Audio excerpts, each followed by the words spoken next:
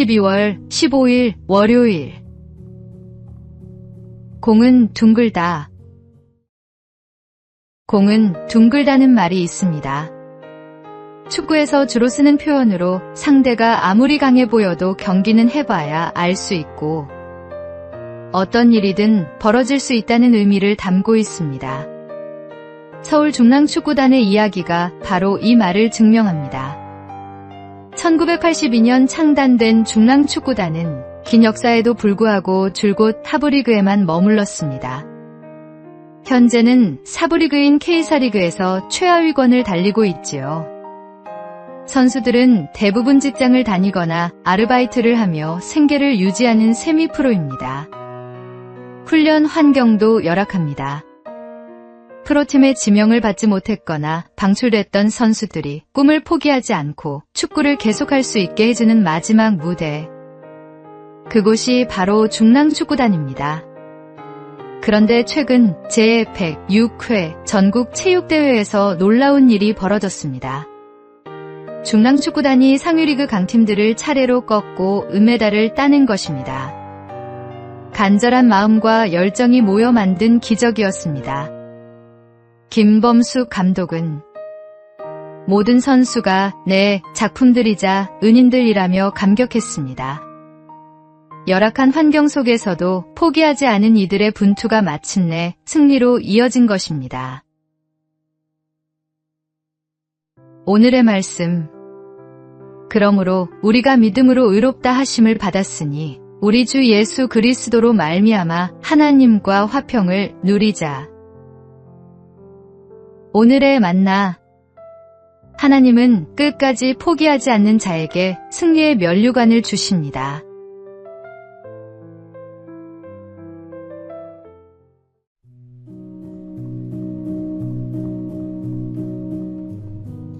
(12월 16일) 화요일. 꿈으로 주신 지혜. 힐튼 호텔의 창립자 콜레드 힐튼 회장은 어느 날 연속으로 2가지 꿈을 꾸었습니다. 첫 번째 꿈에서 그는 자신이 젊은 시절 머물던 작은 모텔에 다시 찾아갔습니다. 그곳에서 예전 주인이던 모블리 노인이 손님에게 이렇게 말했습니다. 객실은 모두 찼습니다만 식당 테이블이라도 괜찮다면 돈을 내고 주무셔도 됩니다. 그리고 이어진 2번째 꿈에서는 이미 세상을 떠난 아버지가 나타나 그를 꾸짖었습니다. 너는 80파운드를 벌 수 있는 기회를 놓쳤구나. 같은 운임으로도 한 통을 더 보낼 수 있었을 텐데 그렇게 게으른 마음으로는 부자가 될 수 없단다. 힐튼 회장은 그 꿈을 잊지 않았습니다. 다음날 그는 호텔 객실을 증축하고 운영 방식을 개선해 큰 성공을 거두었습니다. 그러나 그의 인생이 언제나 순탄했던 것은 아닙니다. 60대의 나이에 그는 전 재산을 잃고 점심 한 끼를 걱정해야 할 만큼 절망의 밑바닥에 떨어졌습니다. 하지만 그는 무릎을 꿇고 기도했습니다. 하나님, 제게 다시 시작할 힘을 주소서. 그는 그렇게 다시 일어섰고 결국 오늘날의 세계적인 힐튼 호텔 그룹을 세웠습니다.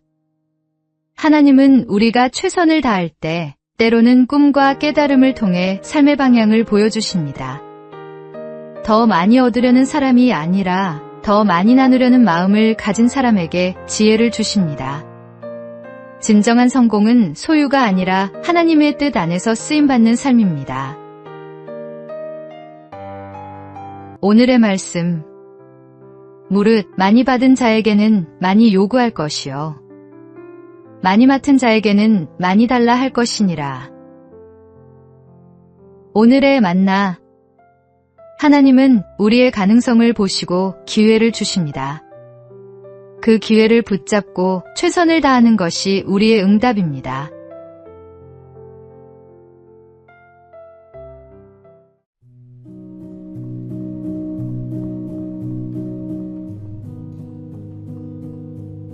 (12월 17일) 수요일.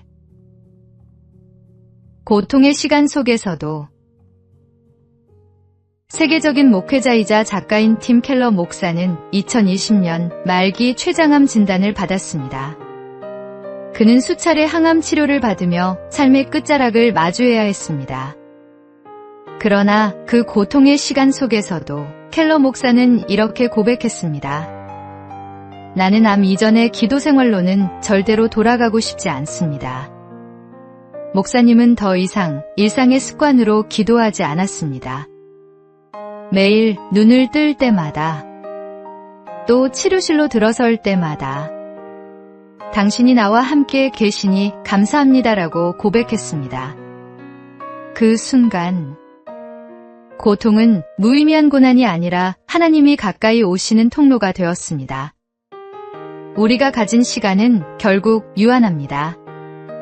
그럼에도 하나님이 주신 오늘, 그 시간 속에 숨겨진 은혜는 결코 작지 않습니다. 불편하고 아픈 하루이지만 그 하루가 감사로 채워질 때 영혼은 더 깊은 평안을 경험합니다. 당신의 하루 가운데 불평의 목소리가 더 많나요? 감사의 목소리가 더 많나요? 작은 감사 한마디가 닫힌 마음의 문을 열 수 있습니다. 그리고 그 감사한 입술이 하나님이 가장 기뻐하시는 제물이 됩니다. 오늘의 말씀, 범사에 감사하라.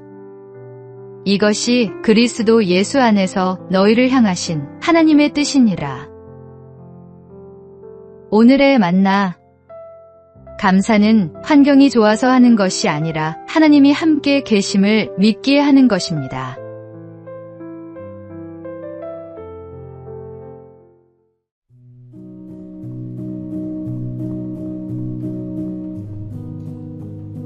(12월 18일) 목요일. 같이 들어요. 2025년 11월경 수원시 영통구동의 한 스쿨존에서 있었던 일입니다. 밤 9시가 조금 넘은 시각, 자전거를 타고 횡단보도를 건너던 초등학생이 우회전하던 차량에 치여 그만 차 밑으로 깔리고 말았습니다. 속도가 빠르지 않았지만 아이는 차량 앞 범퍼 아래에 끼어 움직일 수 없었습니다. 그때 주변에 있던 시민들이 동시에 달려왔습니다.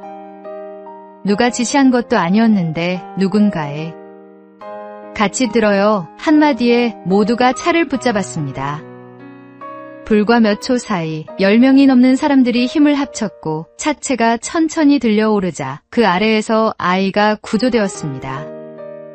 얼굴에 찰과상이 있었지만 생명에는 지장이 없었습니다. 낯선 이들의 손이 모였고 그 손들이 한 생명을 살렸습니다. 세상은 여전히 차갑고 바쁘지만 이 땅에는 여전히 따뜻한 사람들이 있습니다. 하나님은 그렇게 우리가 서로를 붙드는 순간에 사랑이 살아있음을 보여주십니다. 오늘 하루 내 곁에 누군가가 넘어져 있을지 모릅니다. 그때 당신의 손을 내밀어 주십시오. 그 한 손이 누군가에게는 기적이 될 것입니다. 오늘의 말씀, 너희가 짐을 서로 지라 그리하여 그리스도의 법을 성취하라. 오늘의 만나, 홀로 설 수 있는 사람은 없습니다. 우리 서로의 손을 내미는 그 순간 하나님의 사랑이 임합니다.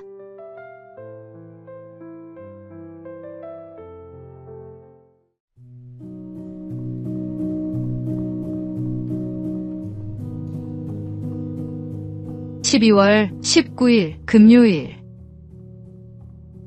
평범한 날의 충성. 나폴레옹에게 한 장교가 젊은 대위를 추천했습니다. 그는 누구보다 용감합니다. 적진 한가운데서 부대를 이끌어 승리를 거두었습니다. 그러자 나폴레옹은 잠시 침묵하더니 물었습니다.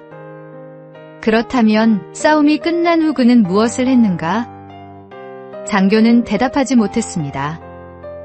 전쟁의 순간에는 빛났지만 평화의 시간에는 어떤 사람이었는지 아무도 몰랐기 때문입니다. 사람들은 종종 한 번의 성취나 눈에 띄는 성공으로 자신의 가치를 증명하려 합니다. 하지만 진정한 성실함은 조용한 일상 속에서 드러납니다. 누구의 시선도 닿지 않는 자리에서 묵묵히 맡은 일을 감당하는 사람. 그가 바로 공동체를 지탱하는 믿음의 기둥입니다. 하나님께서 찾으시는 것은 큰 일보다 작은 일에 충성된 사람입니다.